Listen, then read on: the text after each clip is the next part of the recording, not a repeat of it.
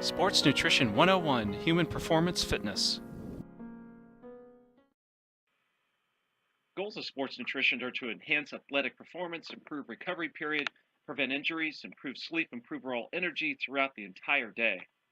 Enhancing athletic performance is not an easy thing to do. It's not only done through exercise, but having an exact, very specific nutrition program designed for every individual athlete. There is no general blanket program for any athlete. Next, improving recovery period is essential.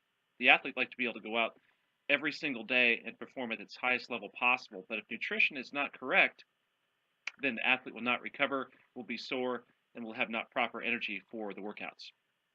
Prevention of injuries is massive. Most athletes, coaches don't think of nutrition as part of preventing injuries, but it is, from preventing muscle spasms to strains, sprains, degeneration of joints, to preventing heat stroke. There are so many different types of symptoms and things that can happen to an athlete that are vital part of getting good nutrition.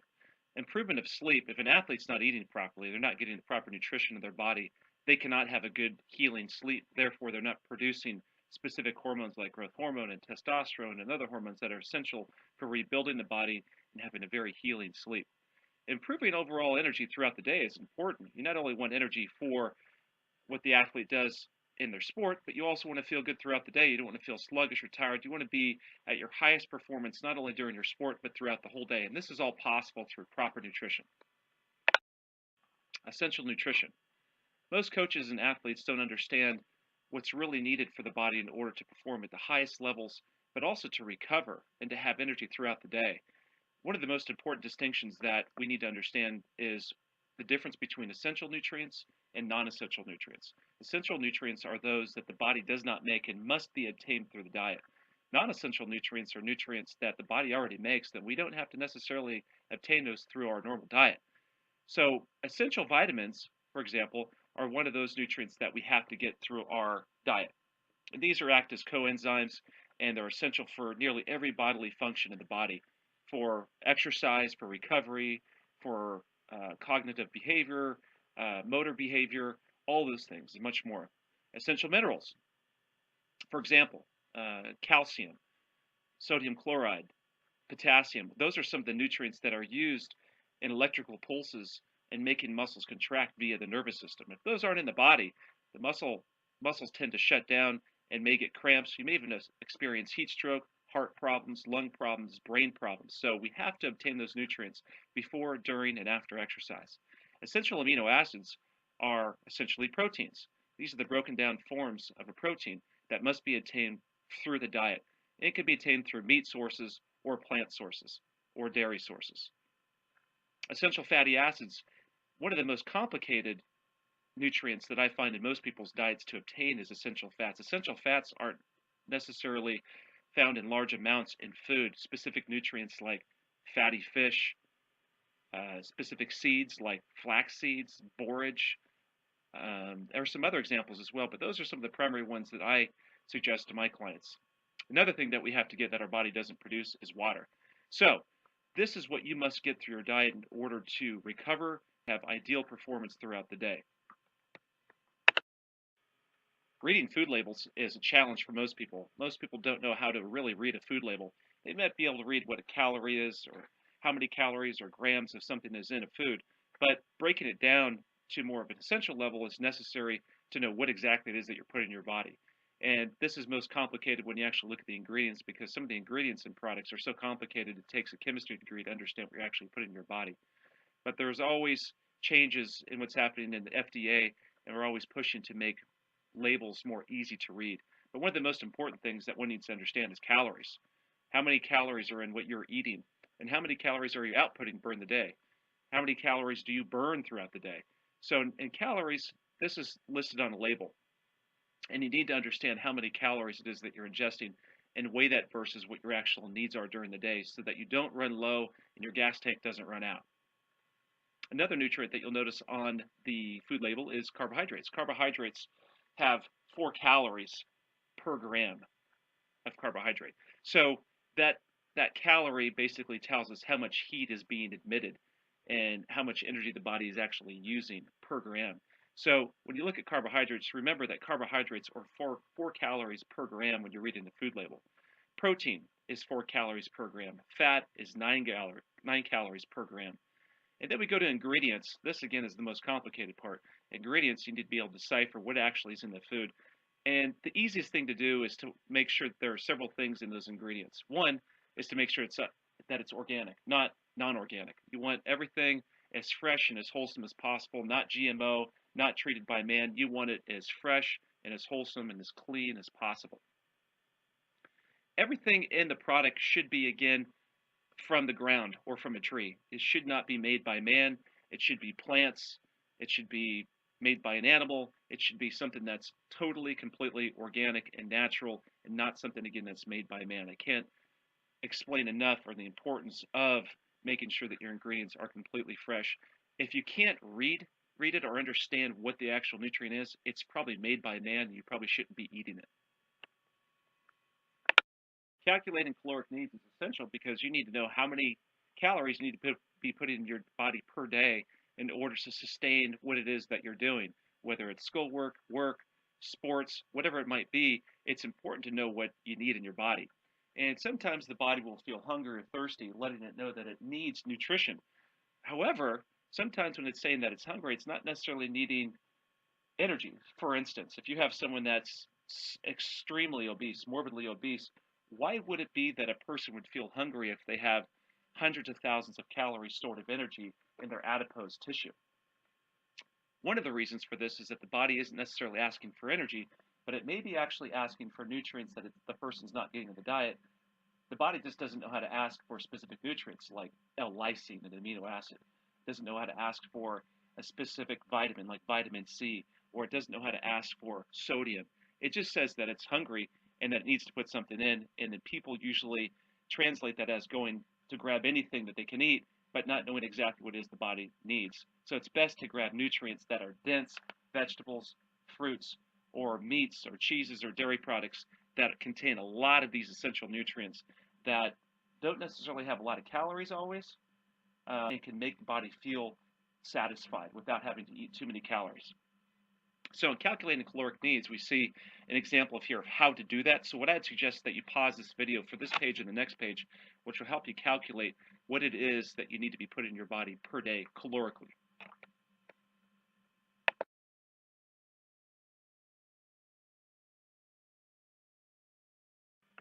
Another thing that athletes and coaches have a tough time is what to eat before practice or a competition, during a practice or competition, and what to eat after.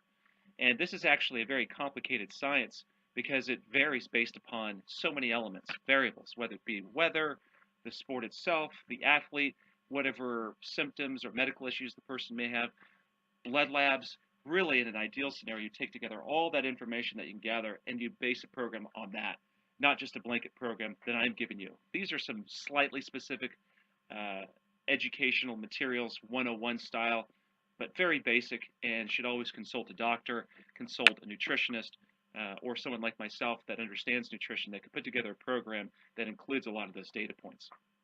So pre-practice meal, you shouldn't eat less than 2 hours before a practice because you can have some digestive problems. So it takes oxygen and other nutrients to break down your food to make it go through your body. And as you start to exercise, you take away the body's ability to digest food, and it goes towards muscular contraction, neurological contraction, conduction.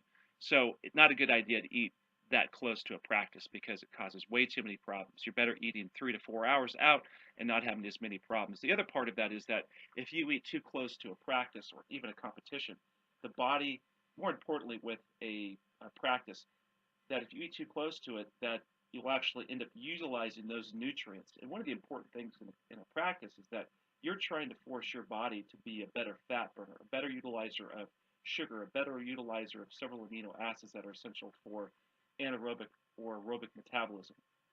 But if you have all those nutrients in your bloodstream, the body's not forced to build what we call mitochondria, new components in cells, or aerobic enzymes to become better and stronger. So in some cases, it's actually not a bad idea to go into your practices slightly starved so the body's forced to utilize those nutrients. Okay? So eat a balanced meal of essential nutrients and water, which we've talked about. Meat should be avoided only because they can take many hours to digest. So eating the meat 2 hours before a practice is not a good idea because you can have some severe digestive problems that can be uncomfortable during practice or competition. Therefore, meals should be easily digestible, meaning that they should break down in the presence of fat or water very easily and absorb very quickly. Next, start ingesting a mix of amino acids, electrolytes, and water 30 minutes before practice. And this will ensure that you've got good contraction of muscles, there's not dehydration, heat stroke, any problems such as that, and you stay strong and have a lot of energy during your practice. Continue ingesting 250 milliliters, about a quarter liter of this liquid, this formula, every 15 minutes until practice is complete. Typically, once practice is over 1 hour, you should start to add the carbohydrate element to this mixture. But if it's less than an hour, dependent upon heat levels, humidity, the sport, usually at about an hour, you can do without the carbohydrates. Then after 1 hour of practice, then you should start adding carbohydrates. And typically the easiest way to get this in is a really digestible solution. So it might be a powdered carbohydrate along with a powdered amino acid, a powdered electrolyte, and of course mixing that with water. And again, adjusting that about every 15 minutes for optimal results during a practice.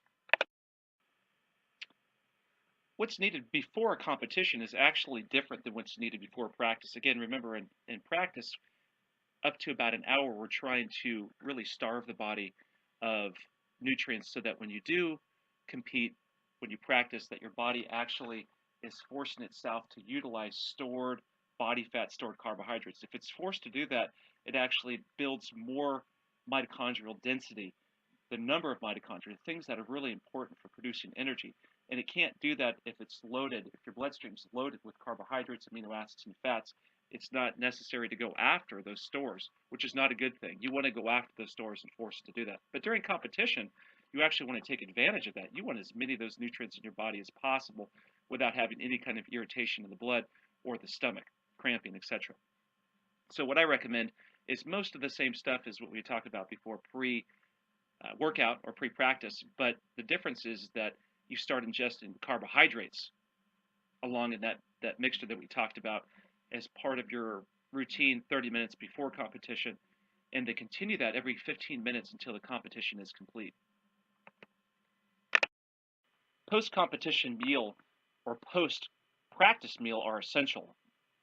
It's vital that you replenish your nutrients during and immediately after competition so the body can heal and properly repair muscle and other damaged tissues in the body so that you can recover and go back into the next day with all your energy that you need. It's critical to immediately ingest easily digestible food or supplements after your workout. This should include essential proteins, carbohydrates, and essential fats. Most of my athletes like to drink a smoothie within 30 minutes after workout because it's easily digestible and has all the nutrients that they actually need. Not eating after your workout will force your body to catabolize its own tissue to repair damaged tissue. Not a good scenario. You want to be able to eat something directly after, most likely a smoothie, and then even after that, you can go into a dinner scenario and have a normal meal. Post-workout meal really isn't that different from the post-competition meal. It's just as important. Maybe some of the major differences would be with competition. Some athletes have multiple competitions throughout the day, so they may have 3, 4, even 5, 6 different matches throughout the day. So how you time that, how you eat is complicated. So you have to really control the amount of calories that are going in, making sure that you're eating very dense nutrients. It's too easy to eat too much junk food that has non-essential nutrients the body's really not going to use, so it's wasted time and wasted space in your body. But for the most part, the post-workout meal is really the same. You need to replenish nutrients immediately after so that your body does not start catabolizing its own tissues, its own muscle tissue to repair damaged muscle tissue. It's got to be easily digestible food right after the workout. It can't be a big steak, a hamburger, cheese pizza right after. It's not going to do you much good. That may do you good a couple hours later when branched chain amino acids are needed and other nutrients. But immediately after, you need to get some stuff into that body quickly that's soluble with fat and water. Again, most of my clients like smoothies right after a workout. Within 30 minutes or so, getting a smoothie that's got all your good essential nutrients, fatty acids, amino acids, water, everything the body needs, including vitamins and minerals to repair, recover, go on to your next day feeling strong and not feeling sore. To schedule an appointment at our fitness center, your home, your business, or anywhere in the world, contact Human Performance Fitness Center at 2225 Brown Street, Suite 106, Napa, California 94558, or you might find us on Facebook, YouTube, or Instagram. You can also find us at our website at www.ifit.us, or you may contact Matt Cathall. Cell phone 707-280-8877 or at mattk@nutritionandexercise.com.